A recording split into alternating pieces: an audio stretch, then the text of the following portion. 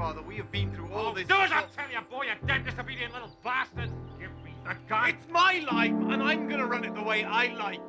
Get up out of it.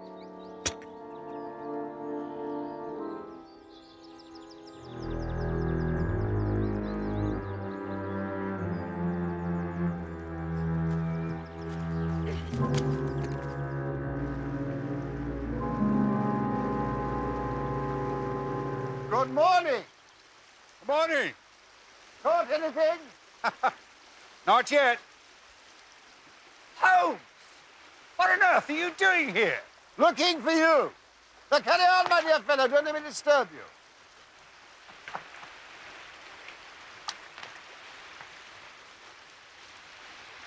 What on earth are you doing here? A case has brought me this way. What sort of case? The newspapers are calling it the Boscombe Valley Mystery. I expect you've read something of it. No, not a word. I haven't seen a paper for days. A farmer called McCarthy, Australian by birth, met his death by a mere at the bottom of his farm. It seemed to establish a very serious case against the son of the murdered man. There's a big one just under that rock.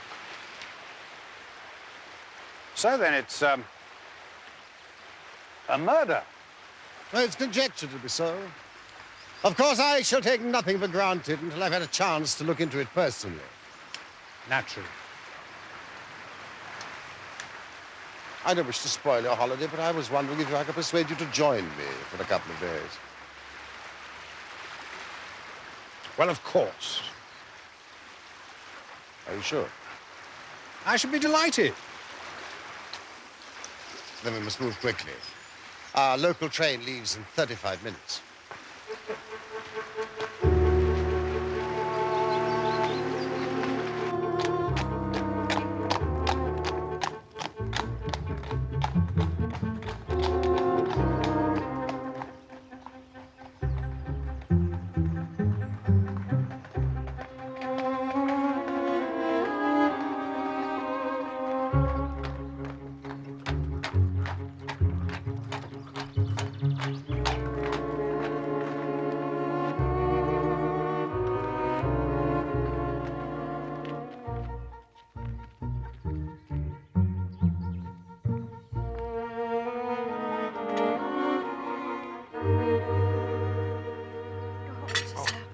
Watson, all this fresh air will kill me.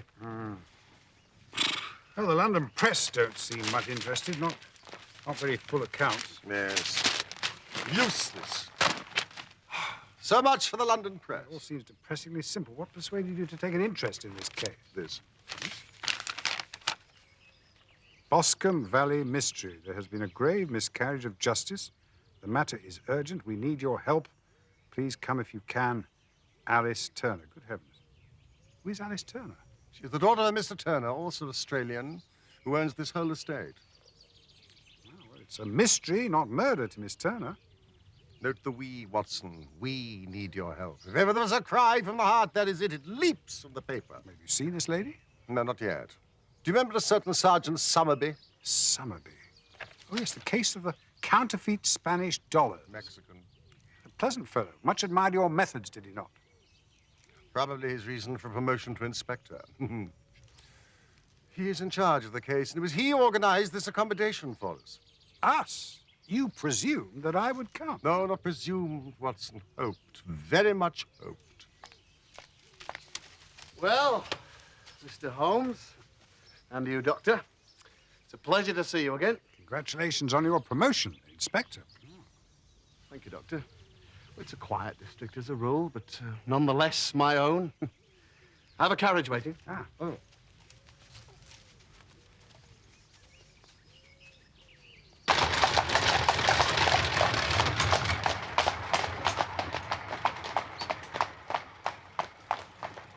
McCarthy, the murdered man, rented a farm called Hatherley from Mr. Turner, who was one of the largest landed proprietors in this part of the country.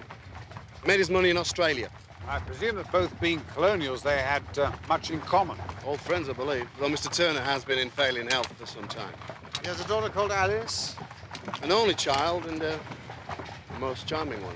We surmise that Miss Turner and the McCarthy boy are friends. Great friends. was Miss Turner who brings me here. Well, I know, Mr. Holmes, and to be quite honest with you, I'm surprised he came. Well, the case is as plain as a pikestaff. And the more one gets into it, the plainer it becomes. So I have warned Miss Turner that this time, not even Mr. Sherlock Holmes will be able to work miracles. So there we are. Beautiful countryside. Yes, yes, indeed. This is Boscombe Valley. And over there at the bottom is Boscombe Mere, where the murder took place. Peaceful place for a tragedy. Any witnesses? I expected that question, Mr. Holmes. The principal witness is William Crowder, one of Mr. Turner's gamekeepers.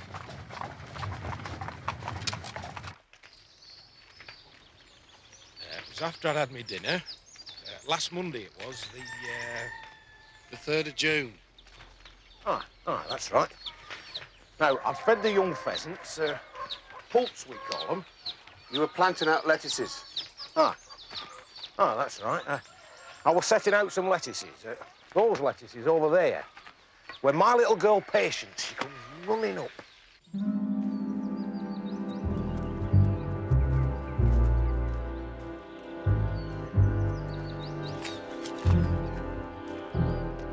Dad, the McCarthys are fighting. Won't be the first time.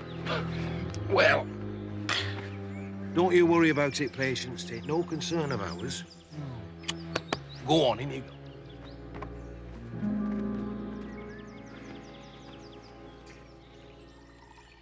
That Mr. McCarthy, he had a temper, that man, you know. Oh, aye. You know, if he thought another gun had poached his bird out shooting, he'd let fly in a real fury. Was the boy the same way inclined? No milk for me, please. No. No, not that I've noticed, anyway. No, he always seemed a nice enough boy. Surprised him doing such a thing. But then again, he was provoked. No doubt. Who's to say? You tell the gentleman what happened next. What? You haven't forgotten what you said in evidence at the inquest. Forgotten? I shan't forget that day, not so long as I live. Now, I just sent Patience into a mother, and I hadn't planted out no more than another half box when young McCarthy come running up looking like he'd seen a ghost. My father's met with a terrible accident. Please, come with me. I need your help. Where is he? Down by the mere.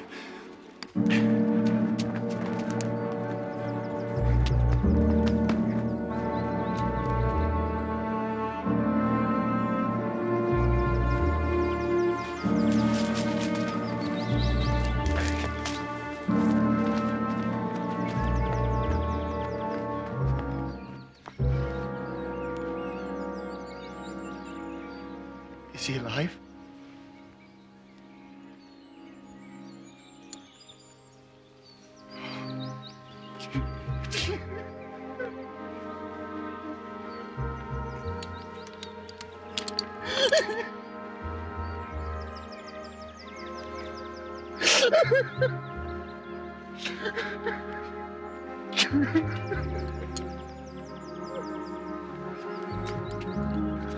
You just come along with me.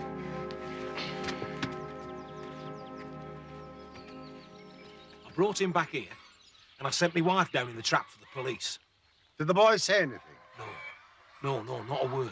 He just sat there where you are, sobbing and moaning. And I didn't take my eyes off him till they came for him, and that's the truth.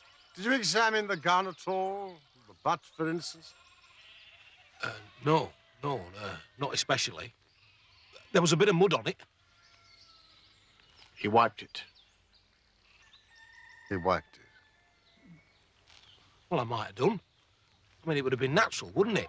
There was Mr. McCarthy lying there dead with his head bashed in. He hadn't got that way swatting wasps, had he? You believe that the boy killed his father? Well, of course I do, sir. I mean, who else could have done it? Well, I can tell you this much, gentlemen. Right, now I'm a gamekeeper, right? And when a man's got a gun in his hand, strange things can happen. Oh, aye. Now, I've seen men, quiet, law-abiding gentlemen, you put a gun in their hands, they turn into near maniacs. Thank you so much, Mr. Crowder, for giving so much of your valuable time. Well, it's been a pleasure, gentlemen. It's not the first time I've been able to help the cause of justice. No, not by a long chalk. Well, last year, Candlemas time, you remember, Inspector? No, I'm a liar. It were 2 Well, years we ago. must be on our way. Well, I'm on the side of law and order, sir. The inspector will tell you that. Indeed you are, Crowder. Thank you. Goodbye.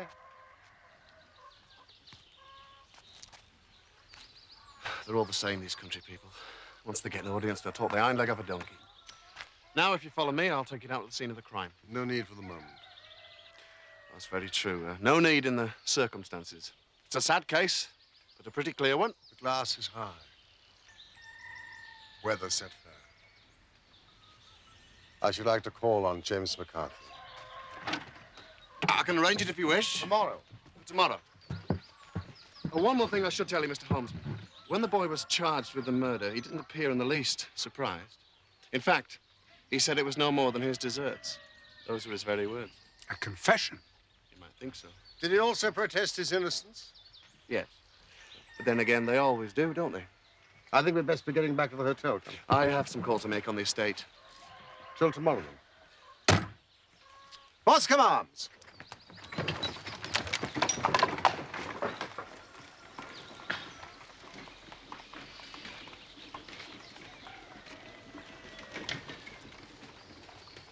The boy said he got no more than his dessert. Well, that's a pretty suspicious remark. I mean, coming after such a damning series of events. On the contrary, it's the brightest rift I can see in the clouds at present. The self-reproach and contrition displayed by his remark appears to me to be signs of a healthy mind rather than a guilty one. Many men have been hanged on far slighter evidence. So they have, and many men have been hanged wrongfully. Oh, look, a pheasant.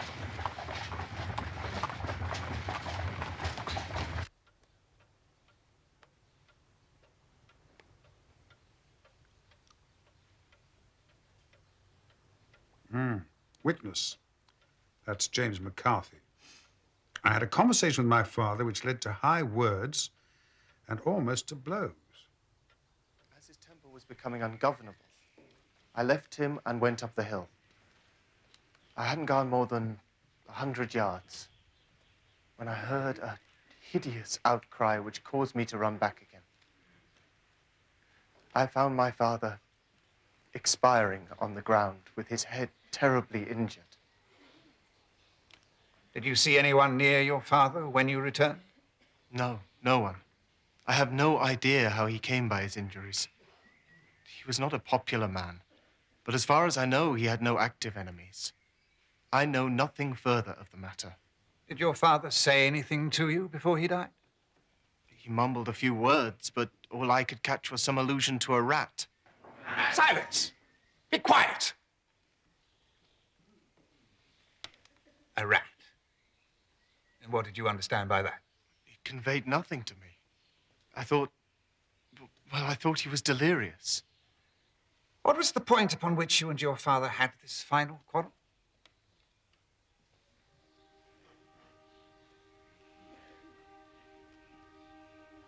I should prefer not to answer that question, sir. I'm afraid that I must press it. It really is impossible for me to tell you. But I can assure you that it had nothing to do with the sad tragedy that followed. That is for the court to decide. I need hardly point out to you that your refusal to answer will prejudice your case considerably in any future proceedings which may arise. You may sit down.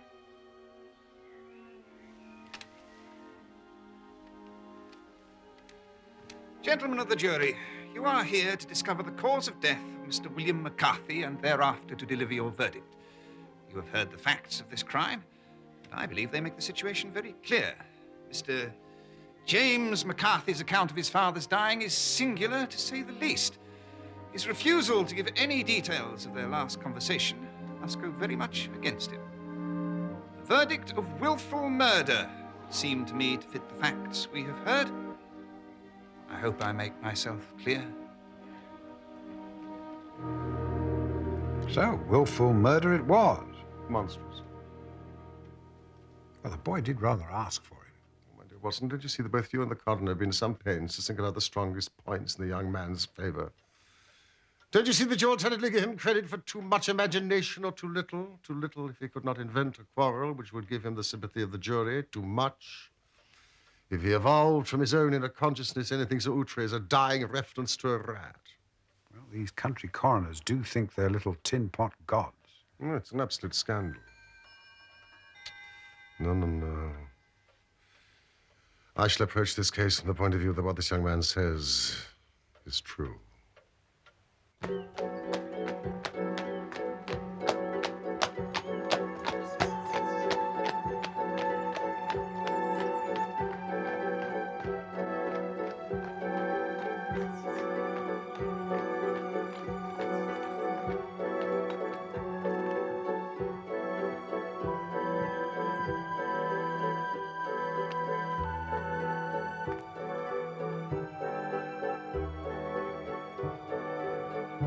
We have a visitor.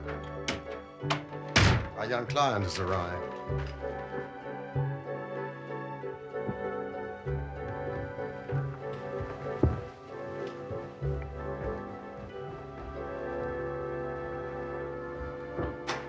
Come in. I'm so glad you've come, Mr. Holmes. I'm Alice Turner. This is my friend and colleague, Dr. Watson. Dr. Watson, of course. It is you who have written down some of Mr. Holmes's cases in such an interesting way. You see, I know all about you, Mr. Holmes, and your wonderful success. If you knew how much we need you now, do you yet know anything of what happened? Please sit down, Miss Turner. Inspector Somerby has told me something of it. Oh, yes, the inspector. He gave me your address. He's quite a kind man, isn't he? But he doesn't understand. How could he? He's a policeman. Mr. Holmes, I know that James didn't do it. I know it. And I want you to start your work knowing it too. Never let yourself doubt upon that point. Have you known James McCarthy a long time? Yes, all my life.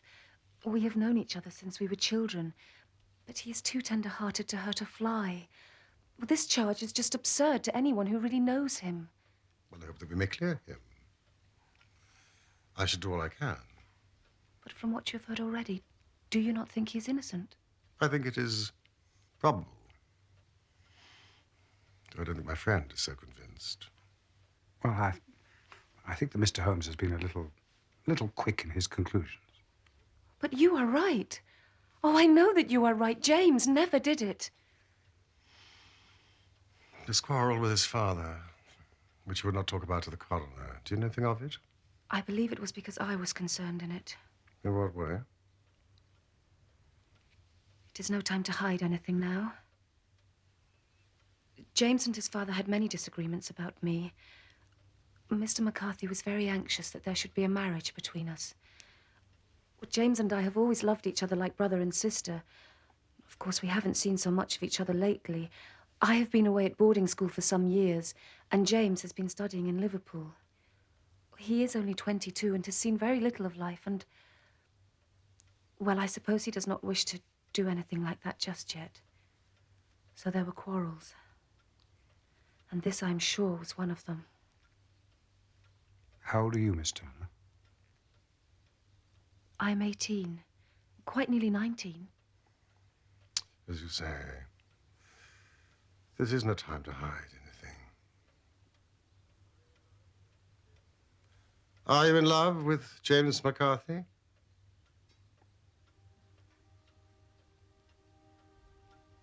Yes, I am, Mr. Holmes. Very much in love. There is no one else and never will be. Even if... And he with you? I think so. I hope so. But how should I know for sure? We have never discussed marriage.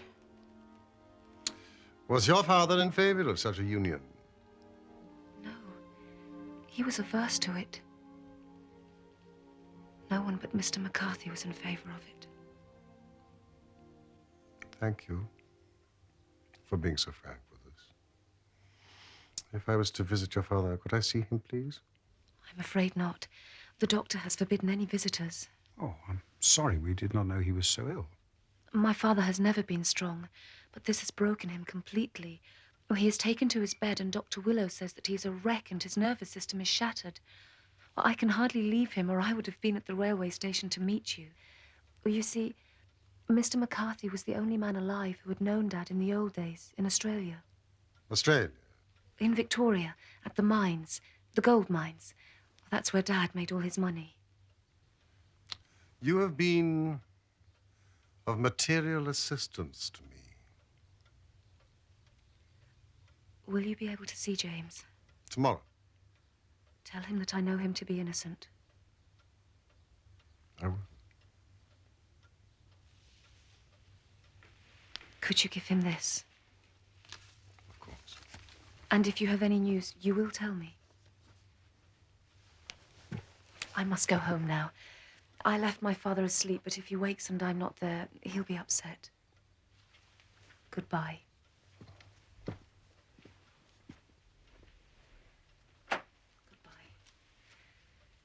And God help you in your undertaking.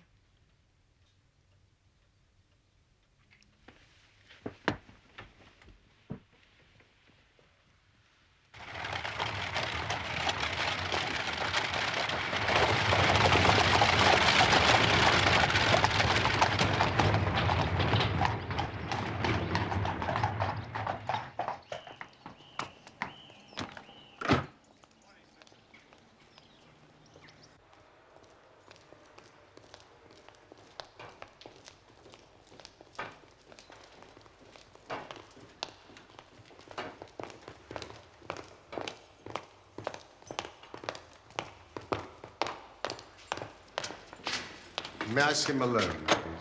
As you wish, Mr. Holmes. But remember, this man is on remand accused of willful murder. And as you will know, such a man under such circumstances is unlikely to speak the truth. Oh, thank you for your good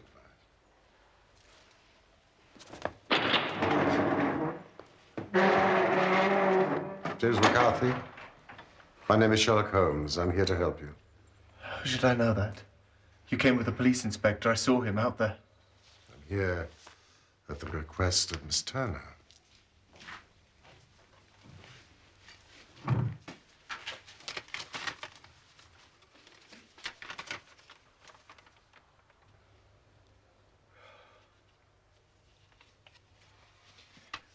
I am sorry, Mr. Holmes.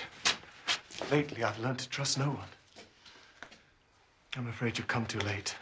They've already made up their minds that I am guilty. Well, I have not. Not the coroner's court. The coroner and the coroner's jury only sit to inquire into the facts. They do not sit in judgment. Well, how can I help you? I'd like you to tell me exactly what happened.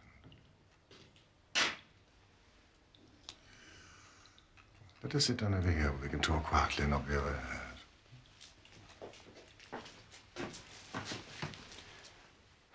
Where shall I start? You choose. Well, I've been studying in Liverpool for some 3 years. My father was most anxious I should have some academic qualifications. It was on that day, June the 3rd, that I returned home. Was your father expecting you? No, not exactly. He knew I was due for a few days' holiday, but not the exact day. A local carrier took me up to the farm from the village. Nice to see you back, Master James. Oh, it's nice to be back, George. Hey, stand. Is my father in the house? No. Went off about 5 minutes ago. Looked as though he had something on his mind. All right, George. Will you be wanting pony later?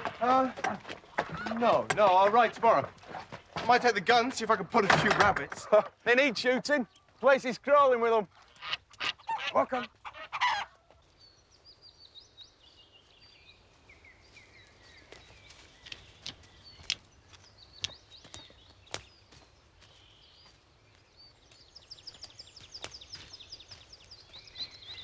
Hello, Father. James? What are you doing here? I'm just back for a few days, that's all. Well, I don't want you down here. So get off out of it. Keep away from me. Do you understand? Yes. Why? None of your damn business. Just do as you're told. James. Look. Now you are here. Get over to Turner's place and tell that girl you'll marry her. I'll do no such thing. Look, Father, we have been through Do as all I this tell you, before. boy, you damn disobedient little bastard. Give me the gun. Give me the gun. It's my life, and I'm gonna run it the way I like.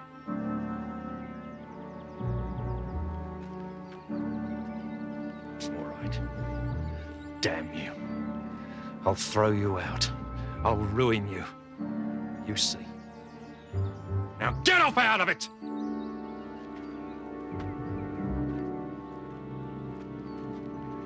I had hardly gone any distance at all when I heard a terrible scream.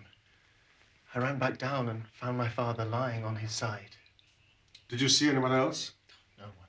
No movement anywhere? No, my attention was entirely on my father. He was terribly wounded. You would not tell the coroner about this quarrel with your father? It was something private. It was no business of his. Was it not because this confrontation with your father might seem to incriminate you? No. No, it was because it concerned Alice. It was no business of the coroner's or anyone else's. I wasn't going to have her name bandied about in the courtroom. You do know that Alice loves you, James, and believes you to be innocent. Yes, I know. The thought of her love and her faith in me has kept me in some sort of insanity in this horrible place. And yet you did not wish to marry her, as your father so clearly wished. Perhaps you did not share her love. I did. I do, Mr. Holmes. I love Alice Turner. I adore her. I worship the very ground she treads on. But... And yet? I could not ask her to marry me because I was married already.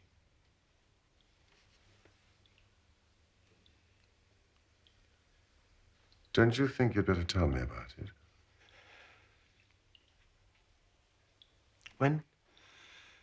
When I first started studying in Liverpool, my father gave me a very generous allowance. Well, it's too generous for my own good. I became very wild and fell in with a bad set of people. In a fit of drunken madness, I went through a form of marriage in a register office to a woman much older than I was. A barmaid. I hardly ever saw Alice at that time. Of course, I couldn't tell my father. He would certainly have thrown me out, as he'd so often threatened. Yes, I'm sure he would. Have you any idea who could have killed your father so brutally? None whatsoever. Do you know, I go over the scene day after day after day in my mind. But I am as puzzled as everyone else is. Don't give up hope. Thank you, Mr. Holmes. Oh, Mr. Holmes. It hardly concerns all this business, but perhaps I should tell you. Some good has come out of this evil. Since I've been in here, I've received a message from the woman I married, who has read in the newspapers that I am in serious trouble and likely to be hanged. She wrote that she had a husband already in the Bermuda dockyard. Good heavens. So, there is no legal tie between us. If only I had known before. You're right to tell me.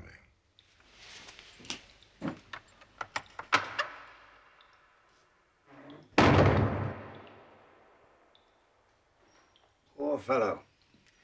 Must have been maddening to be upbraided by his father for not doing something he would give his very eyes to do. If he's innocent, who did it? Indeed. Well, perhaps I can help. I've not been entirely idle in your absence. In the surgeon's deposition at the inquest, it states that the posterior third of the left parietal bone and the left half of the occipital bone were shattered by blows from a blunt weapon. Now, that's here, behind. But the evidence states that they were quarreling face to face. That's a very nice piece of deduction, Watson. Thank you. But hardly a valid one.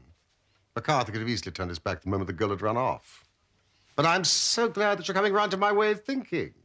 And Miss Turner's, the boy, is innocent. Now, Holmes, you're putting words into my mouth. I didn't say that. But you're thinking it. Just a little.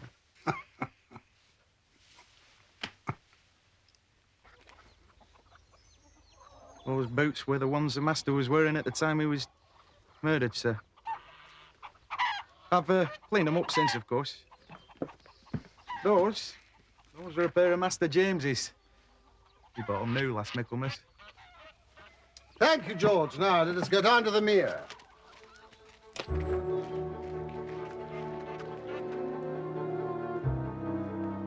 This is the place, Mr. Holmes. You can still see traces of the blood.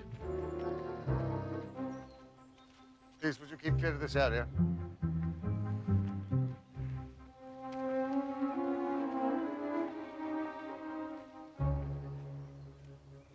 Why did you enter the mere, Inspector? Fished about with the rake. Thought there might be some weapon thrown there or some other trace.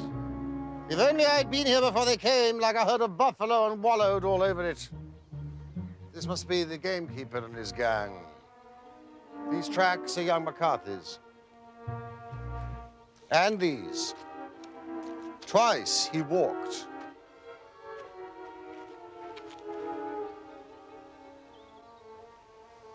He turned.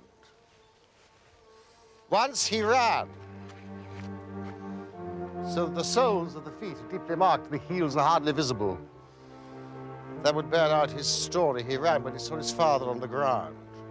His work ethic, I'll say that. The father paced up and down, right here. What have we here? Tiptoes. Tiptoes. Square toes. Most unusual boots. Where did Mr. Square Toes come from?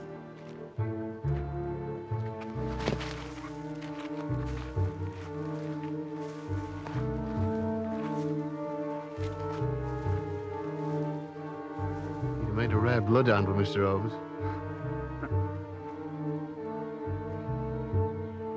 Ah.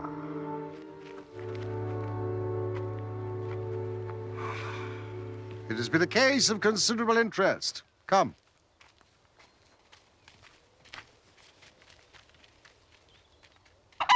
Thank you, George. Thank you, sir.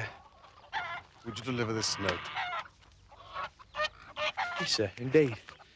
Right away.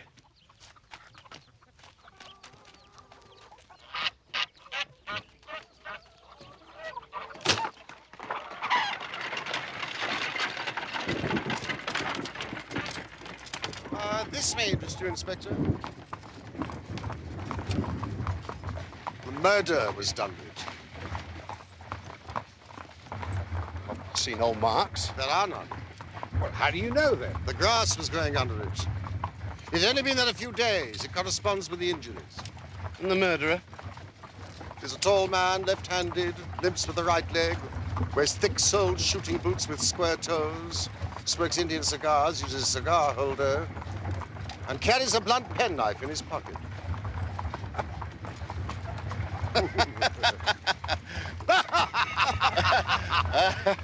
You're a brilliant man, Mr. Holmes, and I wish I had your brains. Your theories are all very well, but I'm still not convinced. Not this time.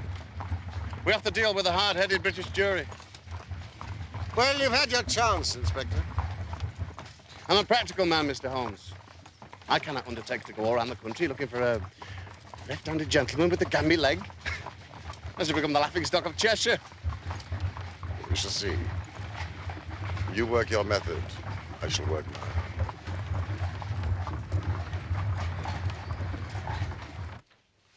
Now, let us take this morning's work. From my examination of the ground, I gained details as to the personality of the criminal. Mm-hmm. But how?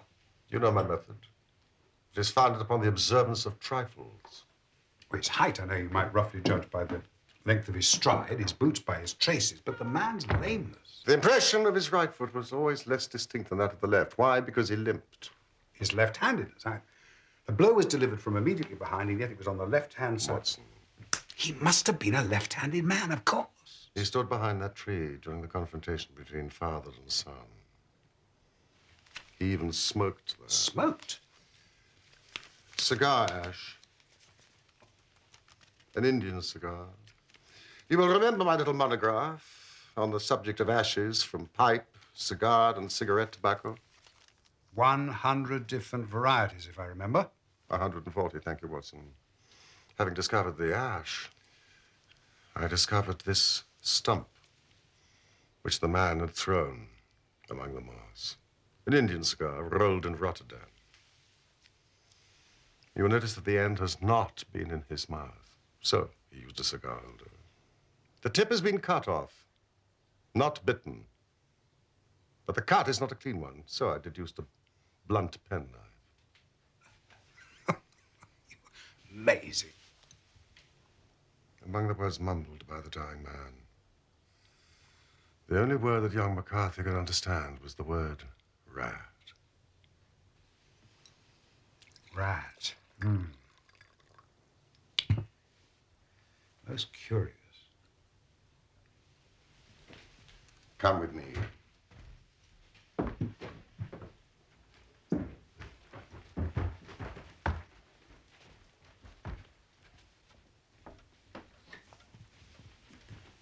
Now,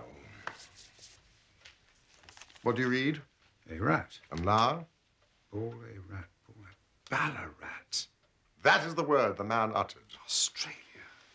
Someone from Ballarat. What is Ballarat known for? Those goldfields. Miss Turner said that her father had met McCarthy on the goldfields. I see the direction in which all this points. An Australian from Ballarat, and one who was at home in the district. Yes, I'm very much mistaken. He's here. Mr. John Turner.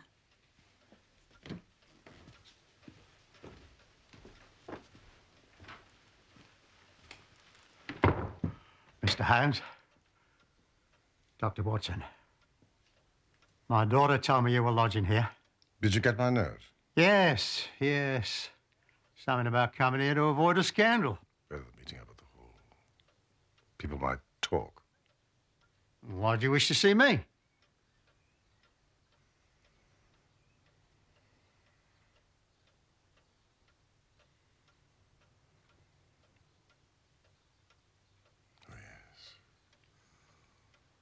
I know about you and McCarthy. My friend Boston will jot down a few facts. I promise they will not be used unless it is absolutely needed. Do sit down.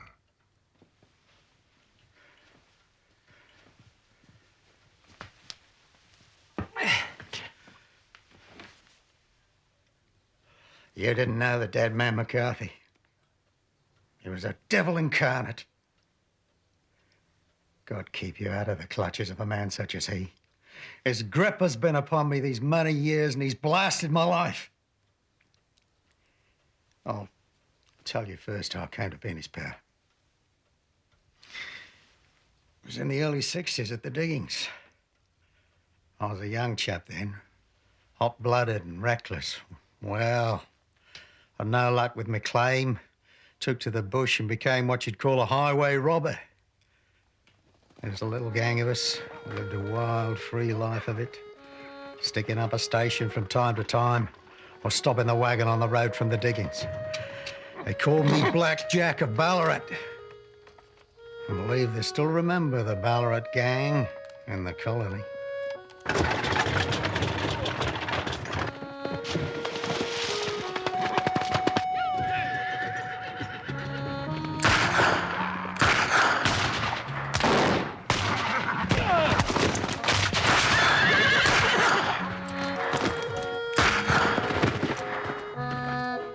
The wagon driver was McCarthy, and I spared him. Get out of it! Go on, shift! Do a botany! Fast!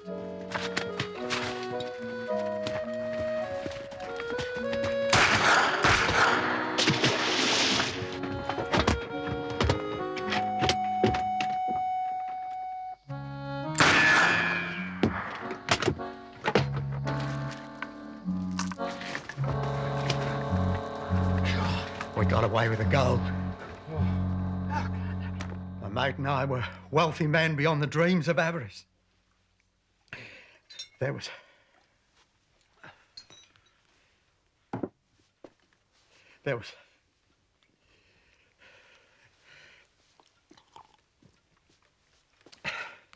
There was a price on our head. I decided to make for England. I determined to settle down to a quiet and respectable life. I bought this estate. It included the whole village, even this inn is mine. I set myself to do a little good with my money to make up for the way in which I'd earned it. I married. And though my darling wife died young, she left me my dear little Alice.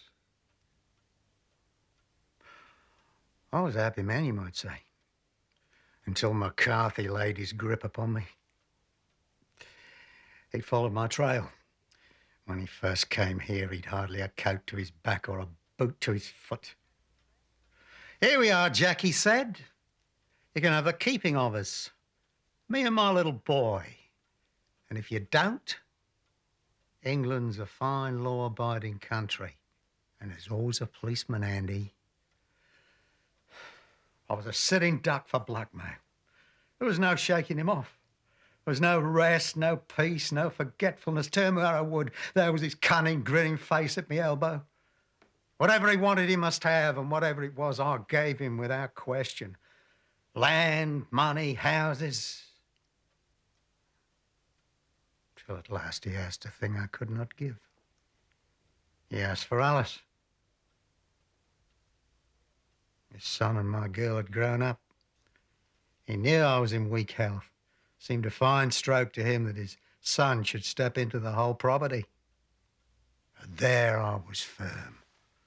I would not have his cursed stock mixed with mine. Not that I'd any dislike for the lad, but his father's blood was in him, and that was enough. I stood firm. McCarthy threatened. I braved him to do his worst. We arranged to meet at the mere, halfway between our two houses, to talk it over. James. As I listened to his talk, all that was black and bitter seemed to come uppermost. He was urging his son to marry my daughter with as little regard for what she might think as a slut from off the streets. Father, we have been Do as I tell you, boy, you damn disobedient little bastard! It drove me mad to think that I and all that I held dear should be in the power of such a man. It's my life, and I'm gonna run it the way I like. I was a dying and desperate man. If I could silence that foul tongue, I could still save me and my family's reputation in this valley. Get off out of it!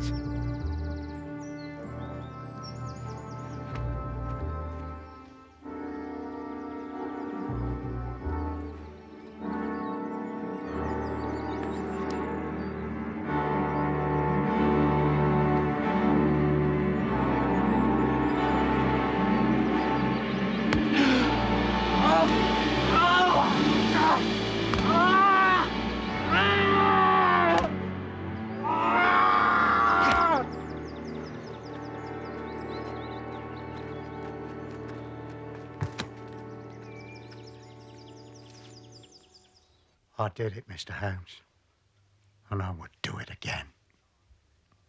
Deeply though I have sinned, I've lived a life of martyrdom to atone for it.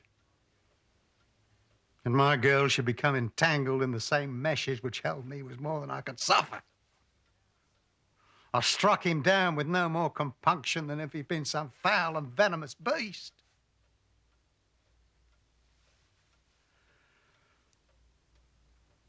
That is the true story, gentlemen. Of all that occurred.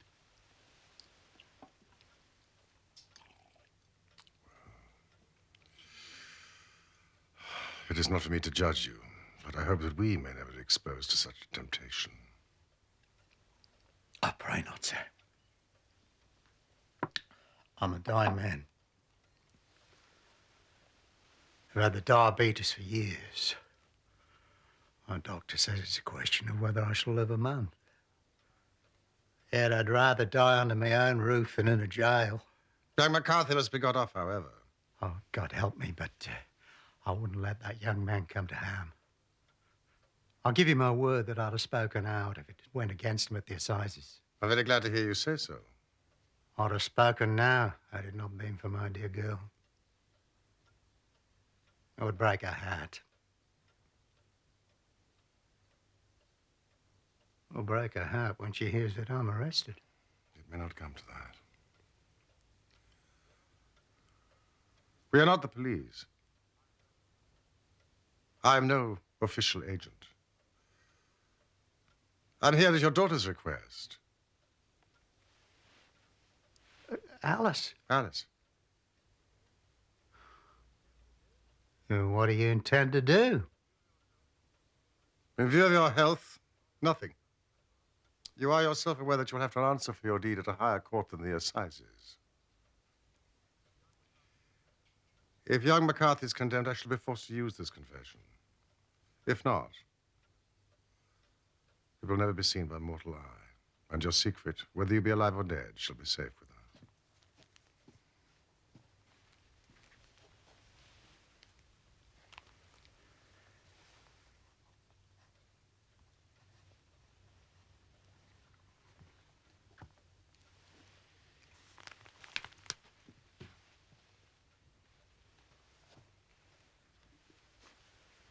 Farewell, then.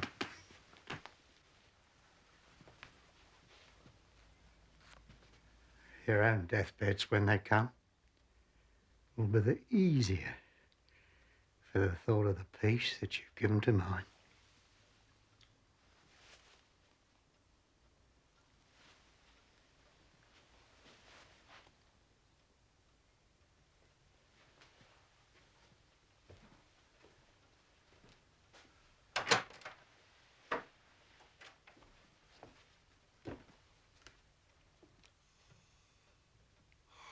God help us.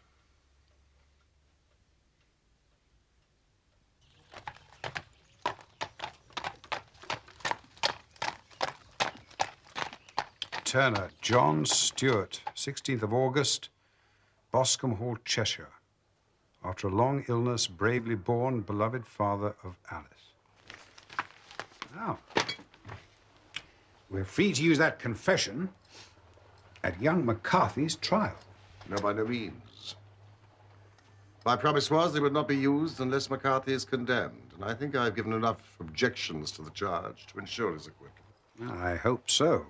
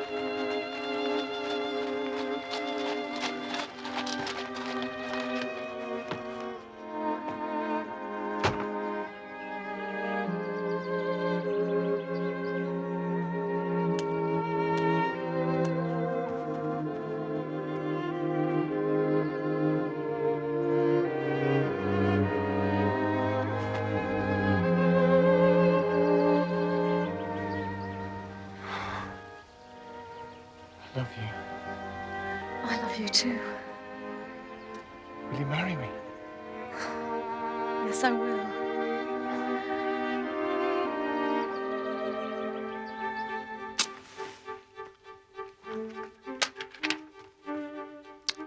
A happy ending to a brilliant case. I congratulate you, Holmes. I thank you. I must admit there are certain aspects to this case which even I did not anticipate.